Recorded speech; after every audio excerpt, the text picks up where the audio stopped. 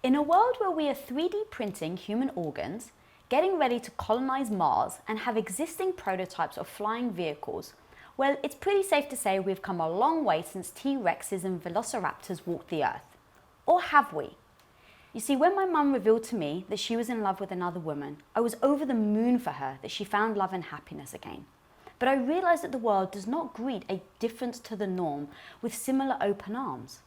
I was shocked to discover that there are still, today, 10 countries that consider being gay a punishable offence by death.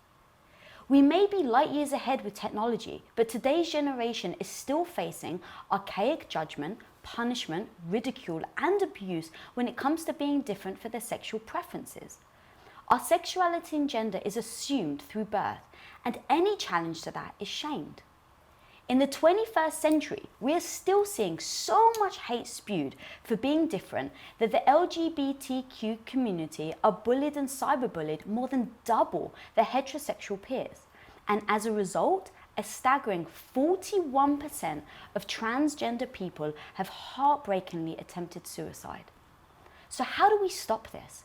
How do we as a society stop judging each other for any differences we may have? Stop dismissing people who are not the same. Stop spilling negativity on others who don't share the same beliefs. Well, I am hoping that with this show we are able to see that in the end, no matter how different we may be from each other, the fundamental yet simple truth is we are all just human. I know it's simple, but really just think about it. We all look to be wanted and accepted. So why can't we all give others the gift we want for ourselves? So today I want to do a different kind of show. I wanted to bring on incredible women who have experienced firsthand what it takes to discover and own their true sexual identity. Women who have had to endure in order to exist, to then finally be able to empower. So first up, I'd like to introduce to you the inspiring Mahdis Rezaei. Now, Mahdis and I literally only met last week, but I was so captivated and inspired by her story that I just had to have her on the show. Born in Iran into a traditional household and living by an Islamic dress code, she attended an all-girls high school. Sex education was at a zero and there was no access whatsoever to the internet. So when she received her first period, she thought she was about to go and sleep with the fishes. Her understanding of her body and sexuality didn't see the light of day until adulthood while on a trip to India. And although she didn't quite eat, pray and love, she did finally embrace, party and learn.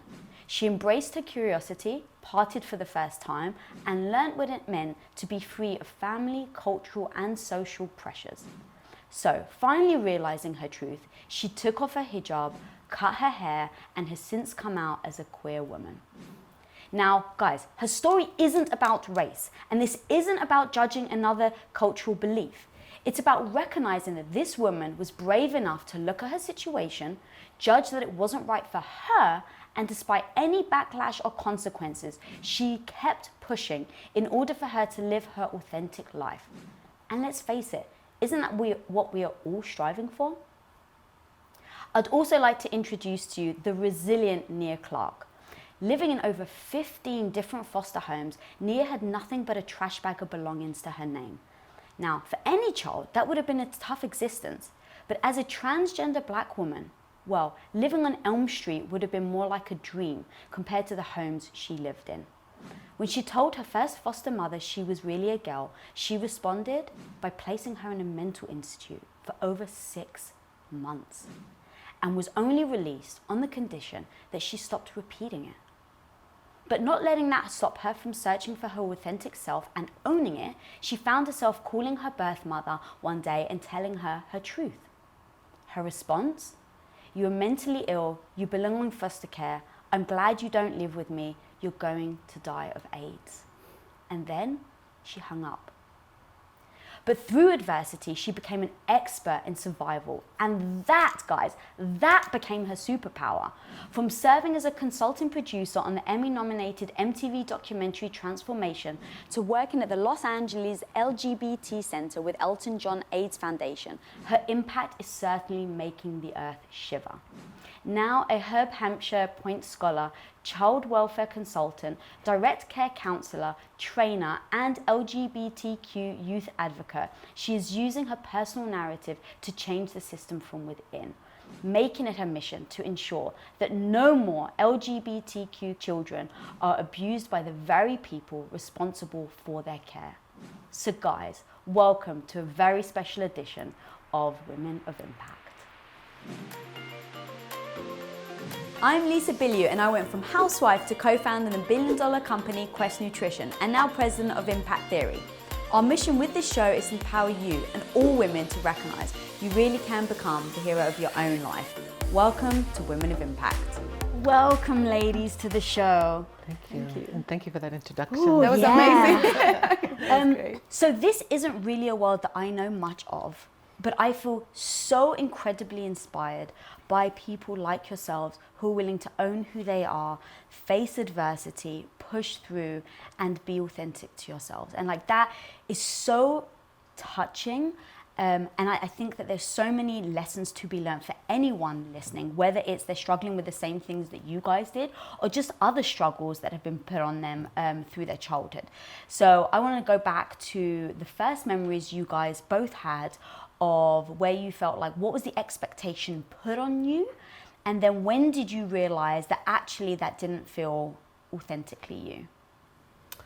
For me, I always felt something was different as long, my first memories were of being encouraged to like very masculine things, liking masculine toys. If I fell, I would hear from my birth mother, come on, get up, you're a big boy. Come on, you can do this. You can take this pain. It was around maybe 5 years old. I was playing in my mother's room, and I saw on her dresser, she loved to do her nails, beautiful nails, and she had this really the reddest red polish you could ever find. And I decided to try putting it on, but I was just so inept and clumsy that not only did I smear it all over my fingers, but I spilled the bottle on her comforter in her bedroom. And I remember her lecturing me, not so much on spilling the bottle, but the fact that I had put on nail polish. Don't you know that you're a boy? Boys don't do this. This is wrong. You never do this again. So those were the first messages I really got. And what were you thinking in those moments? Were you like, oh, okay, or were you like, but that doesn't feel right? I think what I thought was mother knows best. At the time I was also being physically abused by my mom. And it really came from an intergenerational, a generational history of abuse that just got passed down and passed down and passed down. So being abused by her, I was taught that you don't speak, that you don't say what's really going on for you, that you keep it to yourself, no matter how dangerous it is, no matter how distressing it is. When a trans youth is insistent, consistent, and persistent, this is a legitimate identity for them. They are experiencing maybe gender dysphoria or having feelings that contrast with their sex assigned at birth. And that was happening for me. I felt this contrast. And that's all you can focus on. Is how much people don't accept you, and it makes you socially anxious. It makes you avoidant of people and situations.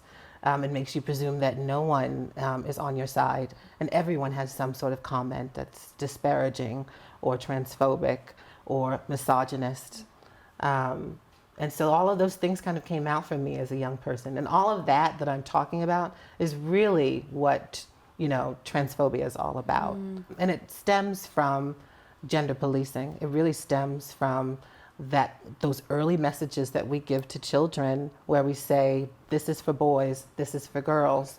And we really gender everything from the moment that baby gets wrapped up in a blanket, that baby is gendered. Right, is it in a pink blanket or a blue blanket? Or... And every decision that will be made about how that child is raised oftentimes is so based on gender. And so, that was my experience.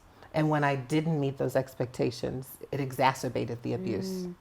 Yeah, that actually brings me to a quote to what you said, Mahdis.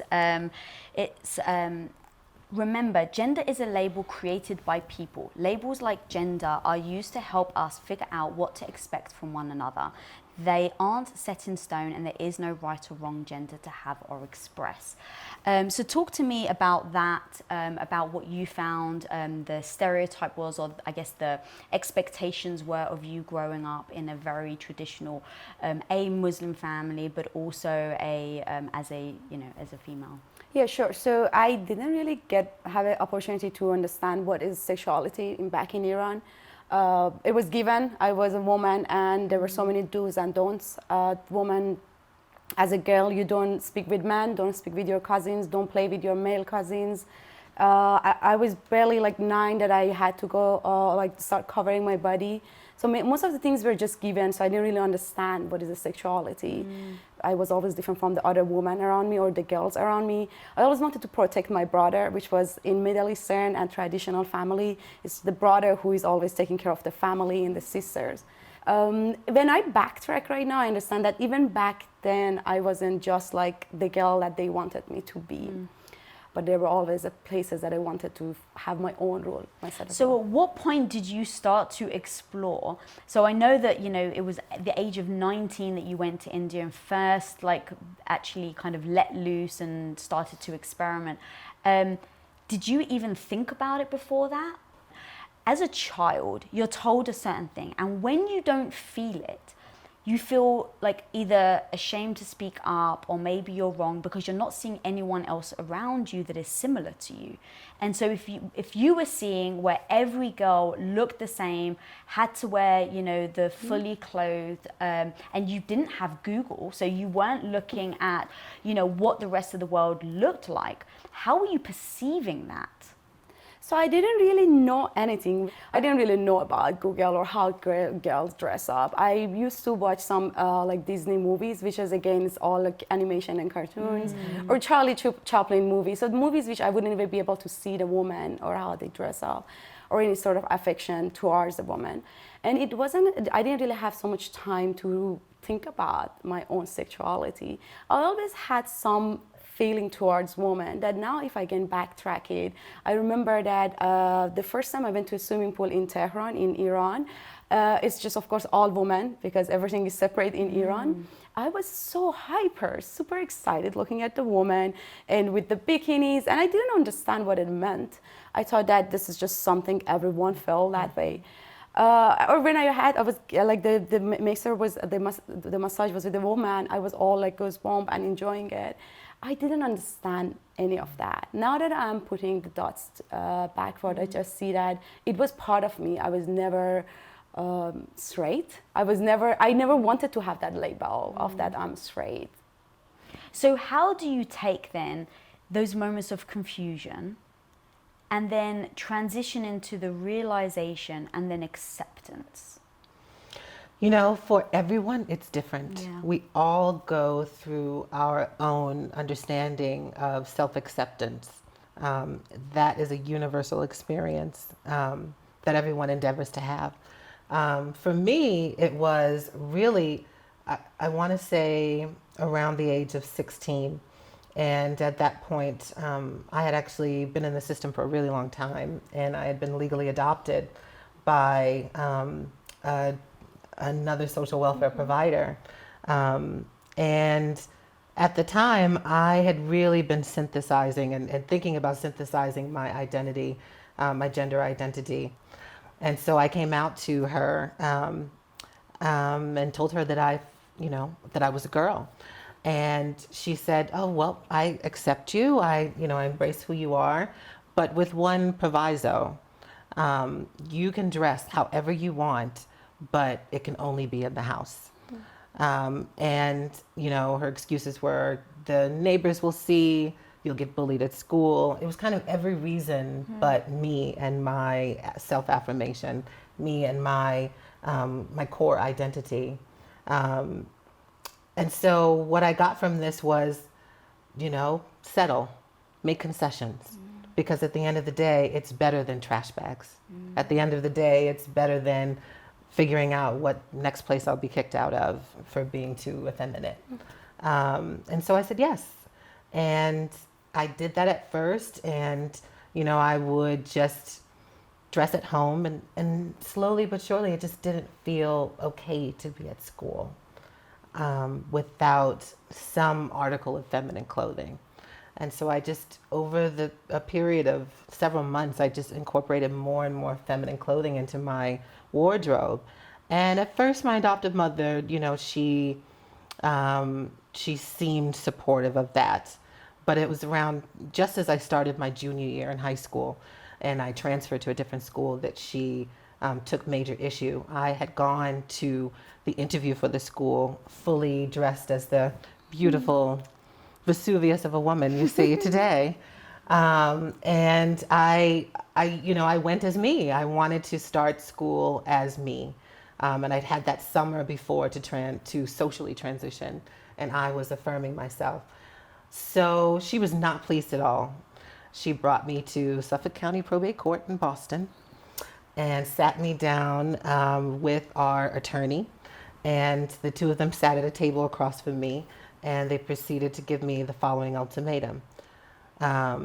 She said, either you come home and live with me, you're going to dress like a boy, you're going to be a boy, or you go back into the system. And I really had to choose between safety and permanency and well-being, these 3 tenets I talk about in training as an adult now, looking back. And I had to choose between those things and my gender identity and being myself and being my authentic self. And that's a decision At 16, you said? At 16. How do you make a decision like that at 16? I chose me. At the end of the day, I knew I had me. And so I decided to go back into the system. And when I was in that courtroom, I said to myself, if I ever get the opportunity, I'm going to grow up, and I am going to make sure that this doesn't happen to other kids like me. I'm going to prove this woman wrong. I'm going to get out of the system. I'm going to make something of myself. So had that not happened, I would not really be sitting here today. I would not be so invested in this work. If your adoptive mother hadn't have given you an ultimatum? Wow. Yeah. That's powerful. Yeah. So how about you? Obviously for you, growing up in a religious household, taking off the hijab, I know, is a big deal, and I want to make sure that people are listening. Do not throw hate at you for doing that. It is to me, in fact, I'd love to hear your perspective. It's not necessarily about like a religion being right or wrong. It's just, does it feel authentically you? Does this feel right for you? And the fact that you took that off, what did that mean to you? How did you get the courage to do that? Because I'm sure that was a big deal for you. Yeah, totally. I respect all the religions, and it was my decision, to your point, to take it off. It's just that I was always feeling that I'm not in charge of my own mind and body. And when I was in India, the first time that I removed my scarf and I wore just a jeans and a t-shirt, nothing crazy, walking outside the door, it was just so empowering, just walking outside and be myself and not cover my body because someone is telling me to cover myself, and not follow the rules. I always love to analyze the rule and see if they work for me. Just it's okay, and if not, break them. And even if it is back in the school, although again, it's not that I had it from the day first, but even from the school, I never wanted to be just a random girl that people are always telling her what to do and she's doing it. So it was really an amazing feeling of walking outside. And although I also still had the guilt, because back then still I was very religious, and just all this fear of that. Now, will God love me? Will I be punished? Will I be going to hell because of that? Which over time, by reading more about it, I just accepted that the God should love me regardless of if I cover my body. You read more of about the religion and trying to understand that it's not all about cover. So I try to do just kind of have a balance of like live your life and still be a religious person in that period of time. That's so wonderful to hear. My religious experience, I was raised a Baptist, and Baptists can be very conservative, especially, even in Boston, they can be somewhat conservative about the LGBTQ community. And I just remember being in some foster homes where I would kind of reveal that I was queer, and foster parents kind of being like, no, this is not acceptable. And I'll never forget, there was this one, I told the woman that I felt I was more feminine presenting, and she immediately grabbed their Bible in the kitchen, sat me down at the kitchen table.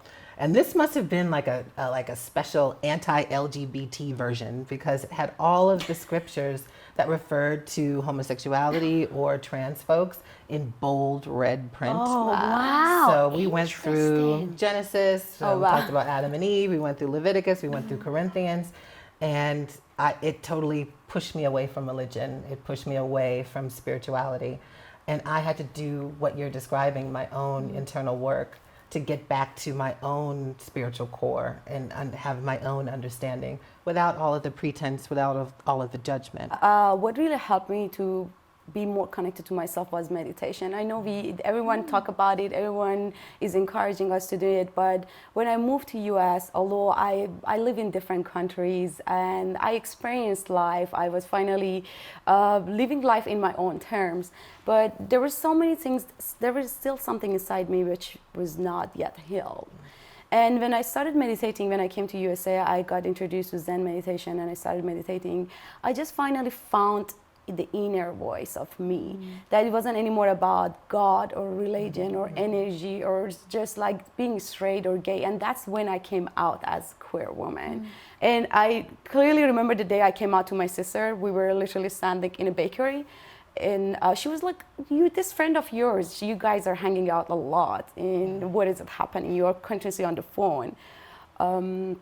And I look at her eyes, and it's just, again, being so confident. I told her, but if she's not just a friend. She's more than a friend. And I'm dating her. And she said, so you're bisexual? That's even worse. And I love my sister to death. She's educated. She's very open-minded person, but sometimes people don't really understand it.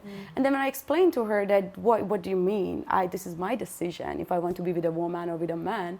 And now they're supportive. They love my girlfriend and they're very supportive. But it's just that through that meditation, I got what I didn't have, self-love.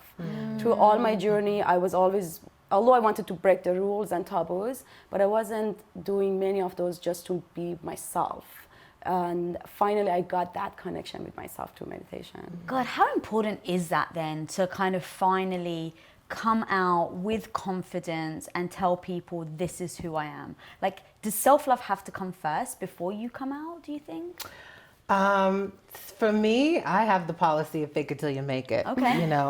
For me, I knew that I respected myself enough to not revert to anything that made me feel like I didn't want to be alive. And that's how it felt to have to live as a boy, as a young boy. And so I knew that I had to be authentic. I had to tell people what my truth was and just do me. And, at first it's tricky because, you're still navigating through what does it mean for you to be a girl. That's what I was experiencing. And so you go to like these traditional gender stereotypes. And for me, it was like Mariah Carey's 6-inch heel. And Mandy Moore had these really high Sketcher pumps.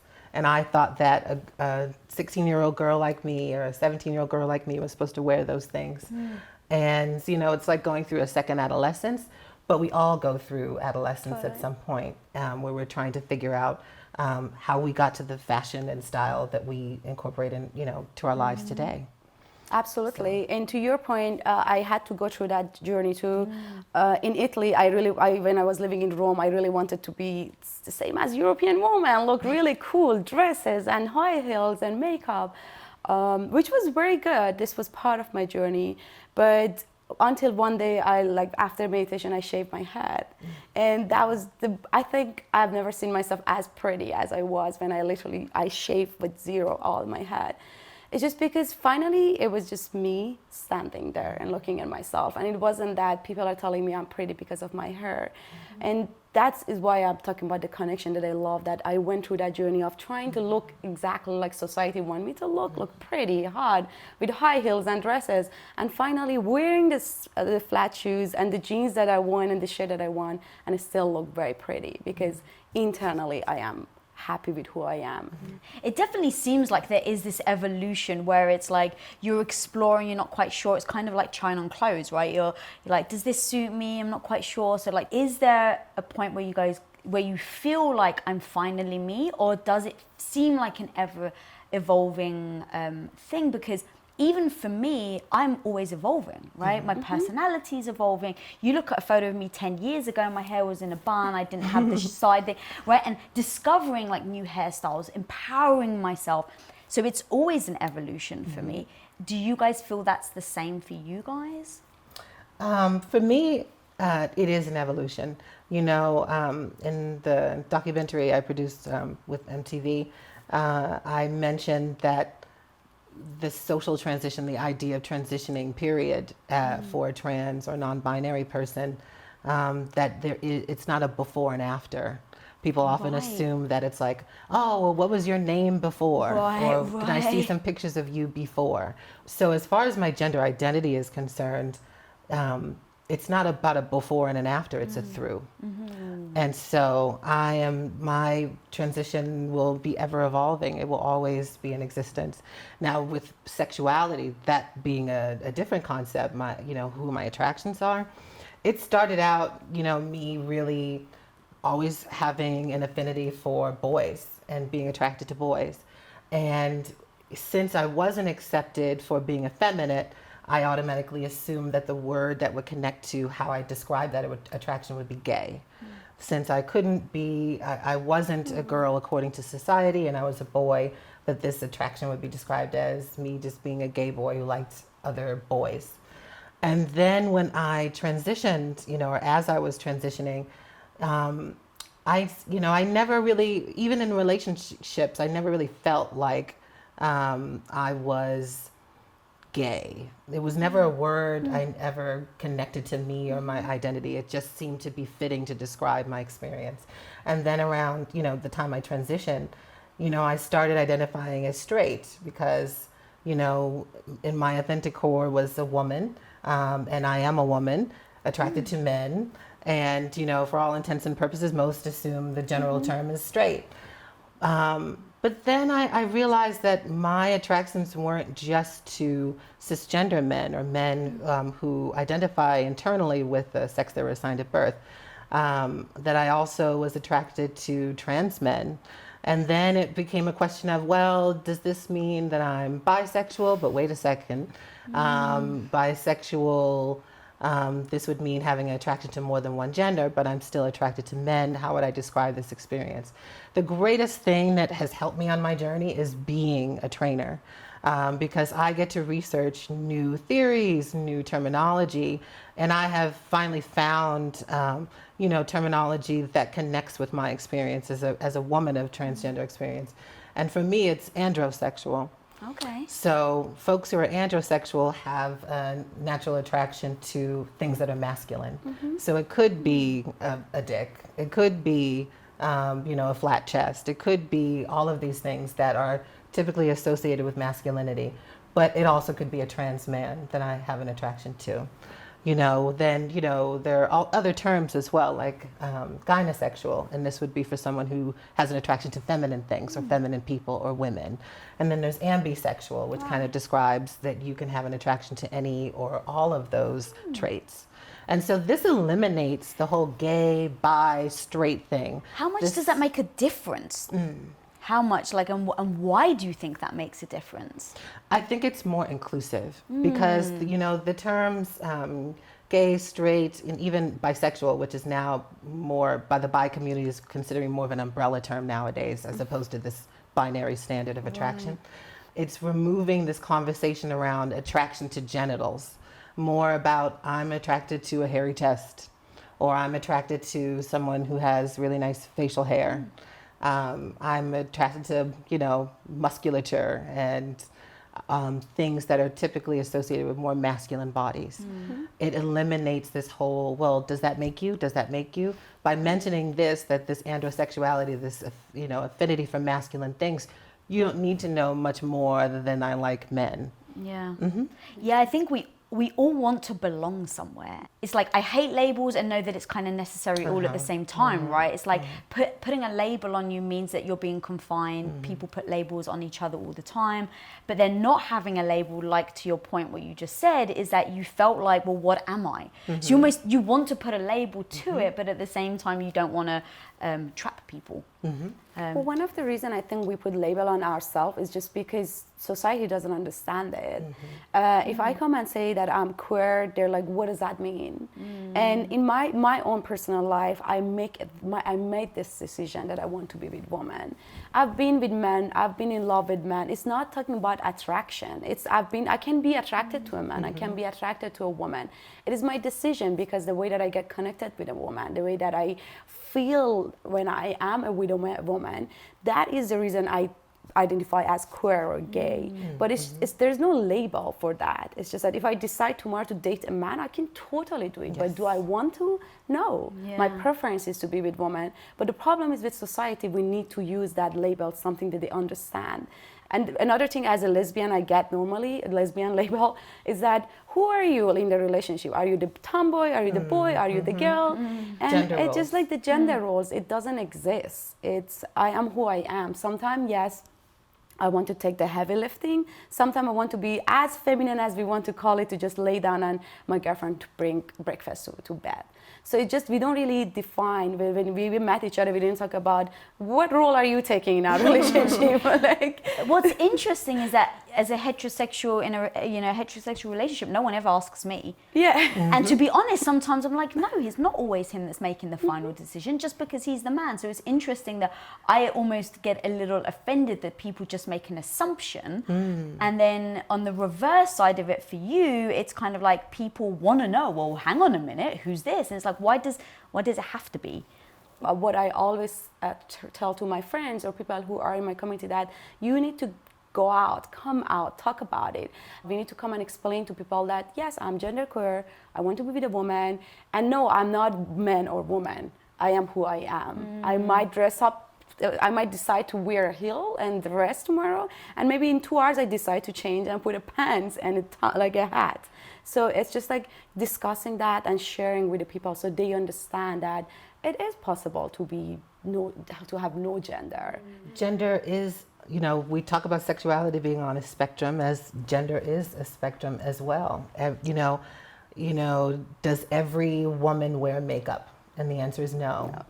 Does every man, shave? No, the answer is no. Are these very kind of binary expectations? It's not really. I have seen so many heterosexual relationships that women are way more manly in times. Like my sister sometimes does the work that you would expect her boyfriend does.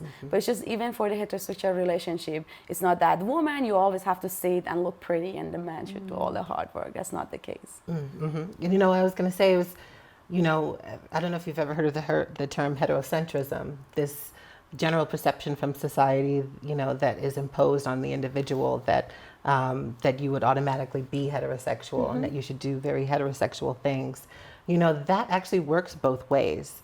It both confines, but it also limits heterosexual people too, because it is based on perceptions of gender, about what the expectations are for you and your relationship with your husband. All of those are just more gender policing.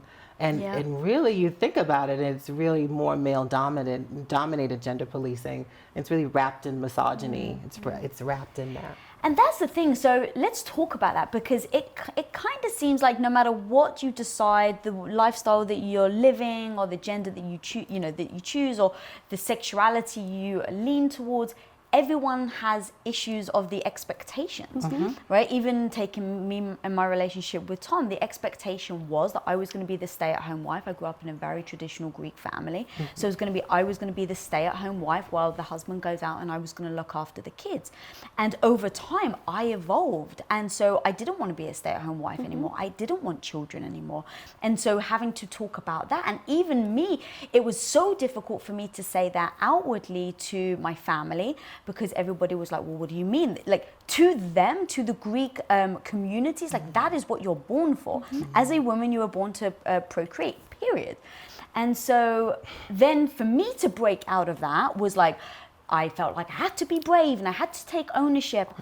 So if that is the case, and we are all ultimately struggling and wanting the best for ourselves, why do people still keep judging each other, and how do we stop that? I actually talk about this in training about judgment. Often judgment is based on fear. We fear what we don't know. We don't know what can harm us. We assume that things that are foreign to us are harmful. That's one. And then also, we've seen this in the history of human civilization, that someone always wants to subjugate and oppress someone else. And the oppressed often who have no power or very little power, they will monopolize any power that they have, even if it's at the expense of another marginalized group. So that happens so often in the queer community. You know, I actually describe the queer community as a caste, like a caste system itself. And, you know, gay, white, cisgender men are at the very top, and Black trans women are at the very bottom. And I don't think, you know, given the resources the queer community has, that we're doing enough to make sure there's not this division. There seems to be a constant division between sexual minority folks and gender minority folks like myself, where people just kind of say, you know, the LGB is great, but the T part, it's you know, it doesn't make sense. It's all in your head. And a lot even of that community says, explain that to me. Most of the transphobia that I've actually experienced has not necessarily come from, you know, cisgender heterosexual folks. It actually comes from gay men. Wow. A lot of it, and a lot of lesbian women or queer women who are really radical. So TERFs, trans exclusionary radical feminists. You take a look at the Michigan Women's Music Festival in Washington and their Women Born Women policy, to literally stop people at the door based on gender cues, and to say you can't come in here unless you were assigned female at birth. Wow. This, you know, to describe those experiences. I've gone to conferences and engaged in dialogue with cisgender women who felt that there should be, you know, cisgender women only specific spaces, and that there needs to be a separate space for trans women. But our society and the world, we've already done separate but equal. We saw how it went down in the civil rights movement. We saw what it was like to use a special fountain just for you, or to swim in a segregated pool. Do we really want to other our community? And so it's great that we're having dialogue like this. Yeah, and this is exactly why, thanks to you, Lisa, for bringing this and allowing people to see that. It's good to have this sort of TV, this sort of medium, so that you can share this news, because people don't know what it means to be a transgender. And that's when it comes to judgment. And if we continuously bring it up to the TV, and I love last year, 2019, we had so many gay movies. Every time I was just like, yes, finally, we're getting there. Finally, Hollywood is talking about it. Finally, Hollywood is thinking about this can be just a normal movie. And I'm hoping that this is going to be more in Hollywood. And do you think that allows people to see transgender people as basically normal people? I think yes and no. Okay. Yes, because we look at 10, 15 years ago, and the typical stereotypical trans folks on television were always seen as, you know, satire, as comedy, or as for shock value. You look at Jerry Springer and Maury Povich, you know, this big revelation about something, and then violence ensuing. So yes, visibility absolutely matters. It does make a difference, but visibility is not the same thing as equality. You now have an awareness that I exist. I think that most folks have always had an understanding that trans folks have existed, but they've never been taken as seriously as they are now. Our lives are being validated more and more in different states and policies. There's so much more work to be done. I'm doing it now, going around the country, but the work still needs to be done. And so, don't just watch the content, don't just watch the shows. How many trans friends do you have? How many trans friends do you have in your circle? How many Black trans women do you have in your circle? If you want to know how to be there for the community, how to really be an ally, then you've got to know some folks. It helps you to have more empathy in the experience. And it is in itself, can be life-saving for many of us. The life expectancy of a Black trans woman in America is 35. What? It's 35, and I'm 36. That's You know, heartbreaking. so this idea that these statistics are out there and wanting to beat those statistics, and seeing how much the queer community historically has gathered in times of trouble, in times of turmoil, and to see exactly how the queer movement responded to marriage equality. All of the force and the energy that was put into, canvassing and going door to door and investing all of this time and legal expertise. And we don't see that mirrored for transgender people or non-binary people. Wow. The work I do here, even in Los Angeles, working with so many, Black trans women who are experiencing homelessness. I was one of them. And I don't see the same energy and enthusiasm.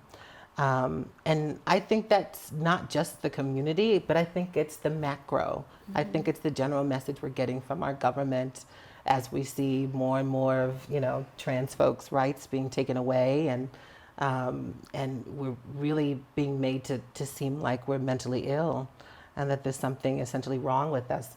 But transgender people, non-binary people have existed since the beginning of human civilization. So, I teach adults, about some of the risk factors, because sometimes it helps to give some context, So when you had mentioned that 41% of trans folks had actually attempted suicide, not thought about it, but attempted suicide, those statistics help with, some of the more practical folks who are in the field of child welfare, social welfare. But it's also about empathy.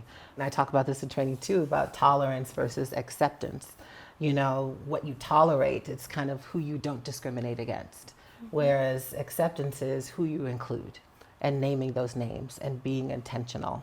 And that's what's really, if you want to be an ally to trans folks, you really have to be intentional about it. It can't just be talking the talk. We listen to people talk and we still die. They need to go out more and come out more, talk about it more out loud, because at least in Middle East, there's so many queer women, queer men that they cannot still talk to their family, that they need to just step out and find a way to communicate it. But I think it's on our community to just stand and talk about it. And what I do normally, it's very big taboo to take girlfriend to a Persian community. I take my girlfriend to a restaurant, to a party, and when I kiss her, when I hold her hand, the entire party is staring at me. That, who are you? They look at us as if we are an alien, if we're gonna go to hell right away.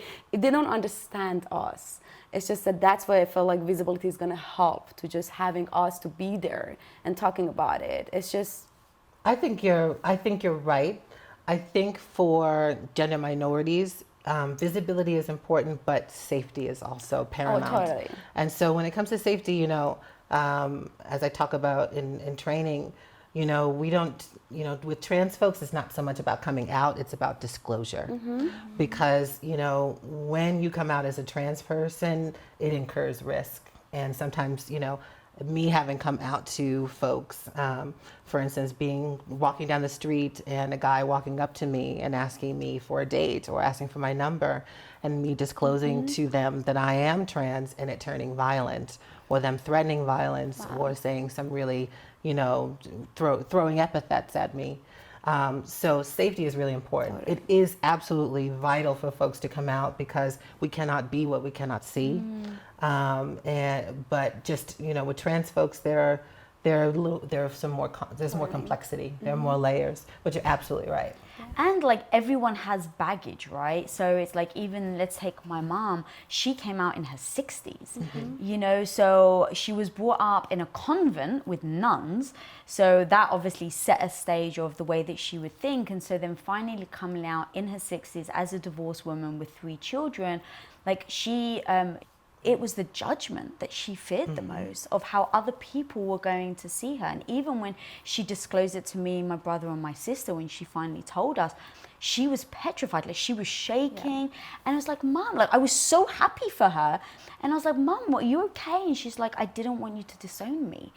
And I think that and that's the thing, I think you're totally right. I wish people do come out, and back to what you were saying, it's the other side of it, of people have to overcome their own baggage as well. And then how do they do that? And I really hope it is by having these types of discussions where people can just see the truth of what it is like to be a transgender woman, in case someone doesn't know, right? Like you said, it's like people don't put themselves in these spaces to be around people that are diverse so they can then accept them. So the hope is that doing this show, getting you guys like on camera to speak so openly has been so incredible, by the way. I'm truly honored to have you guys here. And then also for me as well, it's just to try and understand more. And so I think one of you said it earlier, was like, you get asked a lot of questions, right? Like, well, do you do this? And is it like this? And I don't know where other people come from, but for me, it is to try and understand so that I can feel like I can relate to you in a way that, okay, so you have a struggle. Oh, well, hey, I have a struggle too, but without asking those questions, I feel like I don't understand the life that you've come from. So then I can't be empathetic towards what you're going through. So I just hope that people are able to ask the questions in a very respectful manner, to try to... That's the key, is how you ask. Okay. Because there's what do you intend, and Right. it's the impact. Totally. And you receive. sense the intention in the way they ask the question. Because, I was in a training once, and a couple of girls actually came up to me and said, so, do you have a vagina? What do you have? Wow. And so I waited. I said, you know what? I'm going to answer that when we come back from our break. And I said, just by show of hands in the group, who is comfortable talking about their private parts? Right. Because if the answer is nobody, then why would you ask? Yeah. So it's all about how you ask. So, if, in thinking about the questions you ask, like really ask yourself, why do I want to know this?